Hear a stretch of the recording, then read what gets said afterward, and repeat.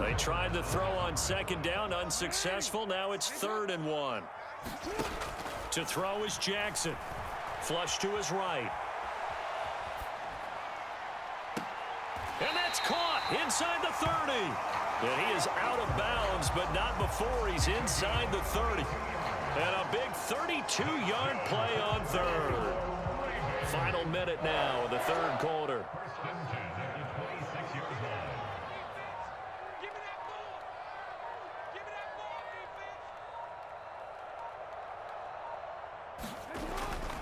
On 1st and 10, it's Sanders. 5 yards on the carry. Good pickup on 1st down. After the pickup of 5, here's 2nd and 5. Another run here with Sanders. And he'll be taken down at the 20 after a gain of just 1.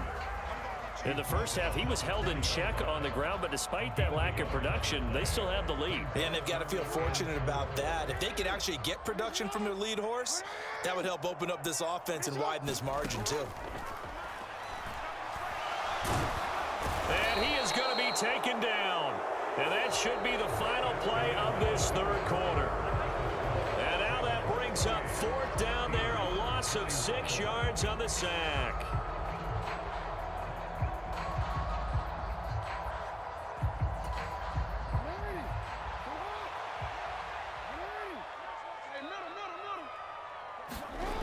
They go play action now. Jackson out to his left. And he's brought down. Can't do anything with a football. It's a sack and a turnover on downs. John Harbaugh not afraid to go for it this time. Doesn't work out. And this Steeler defense able to come up with a stop. The Steeler offense here about ready for their next drive. And can they take advantage? Their defense got the 4th down stop, and now they're hoping to find the end zone. A field goal wouldn't be enough to erase this 4th quarter deficit. Give him 30 yards there. You ask tight ends about their favorite routes to run, and surprisingly, this will pop up as one of their staples because they run so many routes in the middle of the field. How about this one? Starts downfield, bends it to the corner, great touch on the football, and they turn that one into a big play. No big surprise. Micah Parsons doing what he does so well, dropping him for a loss. This linebacking core, they've done a good job of keeping that running game in check, haven't they? They certainly have, and what they'll also do when this game is over is thank the guys up front, the big defensive line, because they've kept them clean, so to speak. Not letting blockers get to them, allowing them to run to the football and keep that running game bottled up. He's going to go out of bounds, but he takes this one down just shy of the 20. 22 yards there, a 1st down.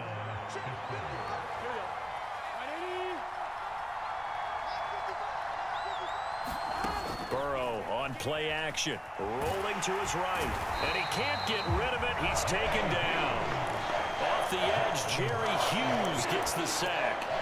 And this dominant defensive performance continued on that play. This poor quarterback has not received the protection he needs and has had to pick himself up off the turf far too often.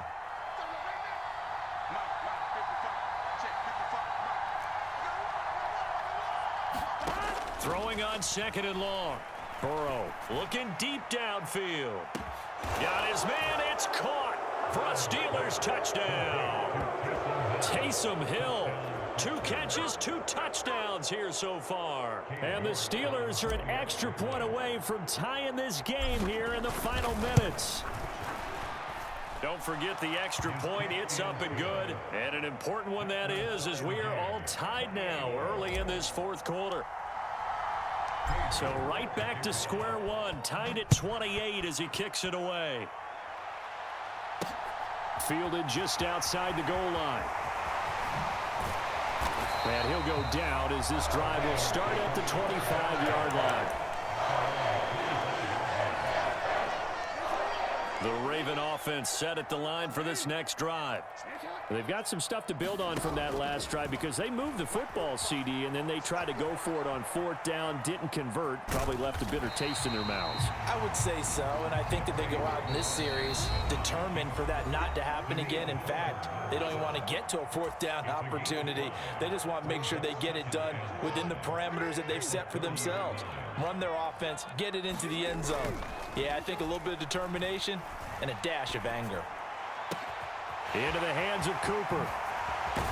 Now he's going to get this all the way down inside the 35. That one good for 37 yards. The dynamic duo is doing damage in this one, and they've certainly been on point throughout. And they hook up again for another big play.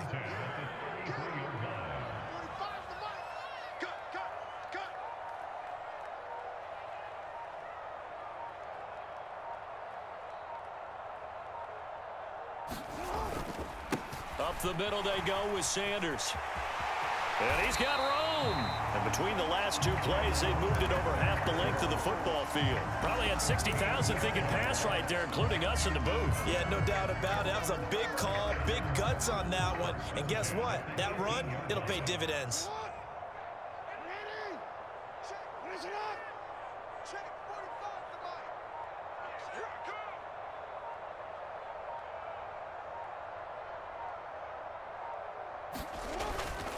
They'll go again with Sanders. And he'll get him inside the 15 down to the 14-yard line. Now the Steelers use the first of their 3 timeouts, as the clock will stop with 45 seconds left to go in the game.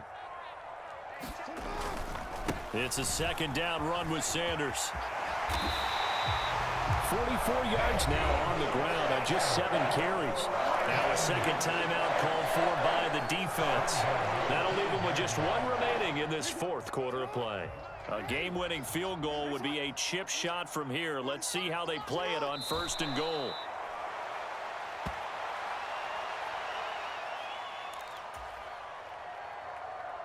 Second and goal from the 6 this time.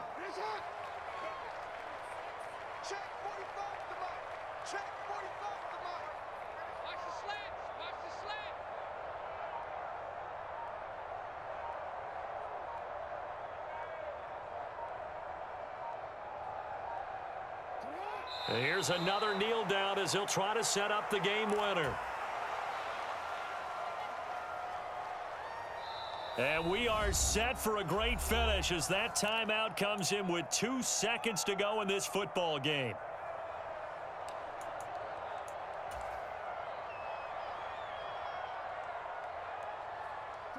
And now can they reverse the trend on 3rd and goal with the last 2 plays having gone backwards?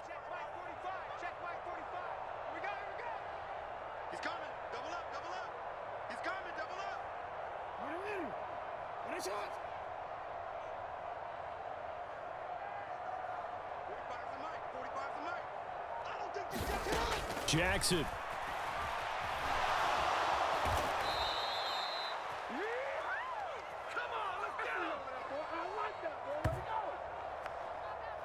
And we have free football. Overtime. Here we go, my friend. And the way this game played out, this is exactly how it should end, going to overtime, because neither one got an advantage today.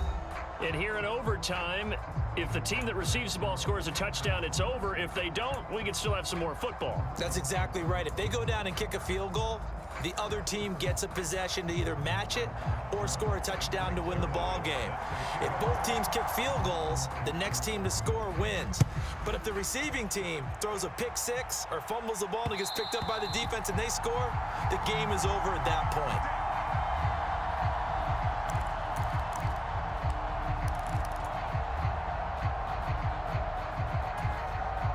The Steeler offense here about ready for their next drive. Well, they fought hard to reach this point, Charles, and now what an opportunity. They've got the ball first, a chance to take this overtime win away from the hostile crowd. And you know, as the quarterback steps into the huddle, the first thing he's telling his team is, remember, we need 6, not 3. So we don't need a good drive. We need a great drive. And this is what they've been planning for. It's time to execute and take it downfield, even against all these odds. Throwing on 2nd and long. Burrow. He'll fire deep downfield for Lamb. And got his man complete. And he'll be taken down at about the 22-yard line. Well, in overtime, I think Coach is always wondering, where's that magic line for my kicker? They're already in field goal range after that big play. I'm glad you brought that up, because that magic line can change throughout the game. It's constantly being updated by teams. It starts with pregame. Okay, how do you feel? As the game goes on, they might ask him again, still feel that same number? Is it a different number? Right hash, left hash, what do you need? And that goes into the play calling in OT.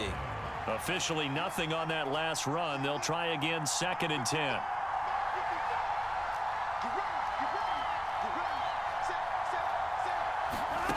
Off the play fake, here's Burrow. He'll buy some time right. And this will be caught. It's a touchdown.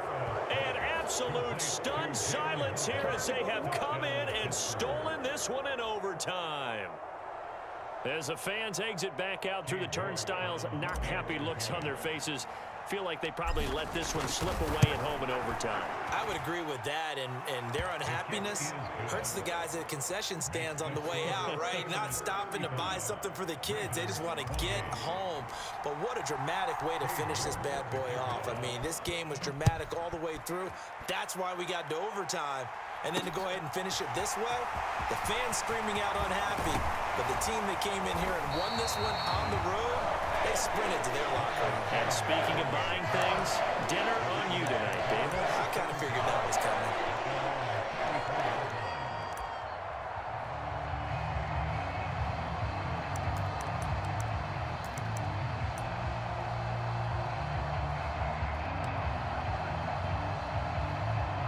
The Baltimore offense at the line, set to get going.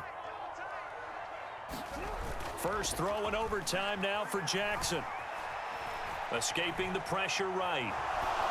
And this is incomplete. No grounding call there. He had a receiver near the right sideline. It was pretty clear there. He just needed to get rid of that one. And he did have a receiver in the area, but initially my view was obstructed, and I thought that was going to be grounding, but clearly the correct call made, and that is no call. Is that why you threw your play sheet down? Is that why you did it? Was that the flag? You can't be giving me up. I got a lot of issues up here in the booth.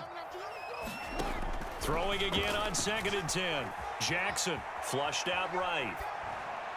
On the throw, led him too much that time. It's incomplete. They have to like what they've done defensively here at the outset of this drive. They forced a couple of incomplete passes, bring up a 3rd and 10. Don't be surprised to bring a little pressure on this snap. So back-to-back incompletions, and that has them staring at a 3rd and 10.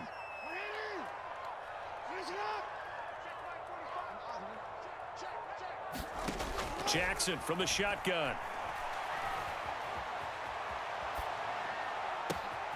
He's got his target. That's Zach Pascal. And he is out of bounds, but not before he's inside the 30. On 3rd and 10, they go flying past the marker and get nearly 40 yards. Now Jackson on 1st down.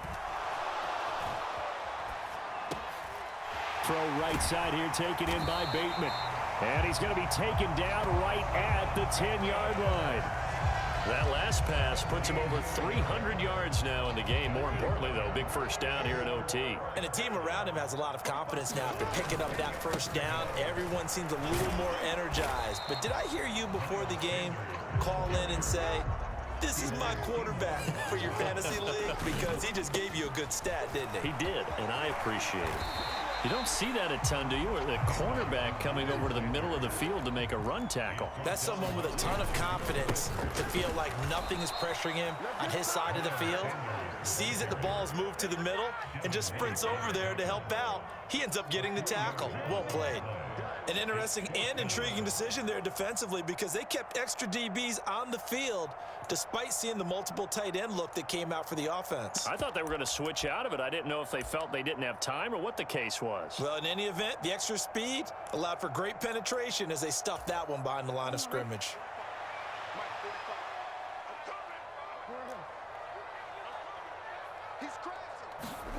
Throwing, Jackson. And a high throw there as this is knocked away, down to the ground and incomplete.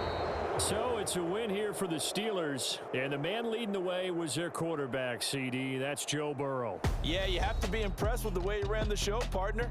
He was in total control right from the get-go. Finished with over 400 yards passing, 4 touchdowns. I don't think he could have played a whole lot better than that.